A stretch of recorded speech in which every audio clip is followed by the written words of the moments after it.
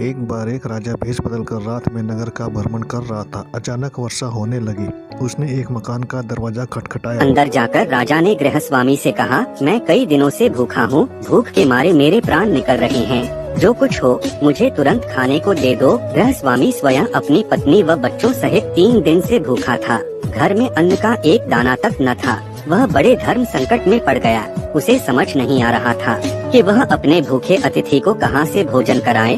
तभी उसके मन में एक विचार आया। वह घर से बाहर निकला और घर के सामने एक दुकान से 2 मुट्ठी चावल चुरा लाया। उस गृहस्वामी ने अपनी पत्नी से उन चावल को पकाकर उन्हें अतिथि को खिलाने के लिए कहा। अगले दिन दुकानदार ने राजा से पड़ोसी की शिकायत की और कहा कि उसने दुकान से चावल चुराए हैं। राजा ने तत्काल उस व्यक्ति को बुलवाया और चावलों की चोरी के बारे में पूछा। उस व्यक्ति ने अपना अपराध स्वीकार करते हुए बीती रात की पूरी घटना सुना दी। हाथ जोड़कर कहा, महाराज, मेरा स्वयं का परिवार 3 दिन से भूखा था। मैंने अपने लिए चोरी नहीं की और ना ही कभी करता, चाहे प्राण निकल जाते, परंतु आधी रात में घर पर आए अतिथि को भूखा नहीं देख सकता था।